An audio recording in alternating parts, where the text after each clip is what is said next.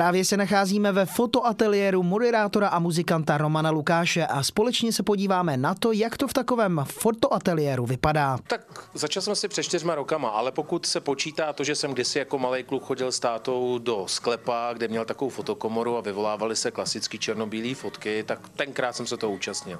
Sehnat si kvalitní fotoaparát, světla a všechny ty věci k tomu potřebné vyjde na desítky až 100 000 korun. Není to žádná levná záležitost. Člověk se proto zkrátka musí už narodit. Navíc velký problém dělá najít v sobě ten správný smysl pro dobrý a zajímavý záběr.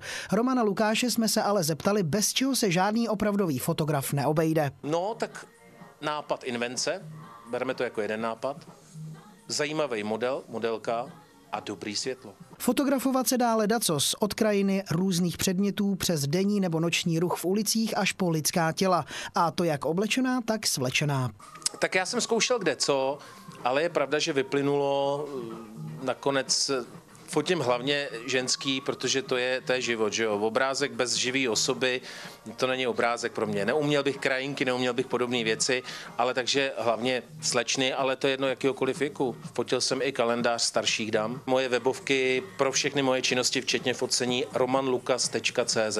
Jak je vidět, fotografování patří do zvláštní kategorie umění. Roman Lukáš se profesionálnímu focení věnuje už skoro 5 let. Za tu dobu toho stihlo opravdu hodně, ale sen je sen. A tak schválně, jaký sen si ještě stále nesplnil? Přání mám několik, měl jsem štěstí fotit na billboard třeba Petra Novotnýho, Vlaďku Erbovou jsem fotil, ale moje přání je taky ty moje fotografie, aby se dostaly třeba do nějakého renomovaného časopisu, což dneska není jednoduchý, protože skromně musím říct, že je hodně lidí, co dobře fotí, je strašně moc fotografů, takže je to těžký dostat se někam.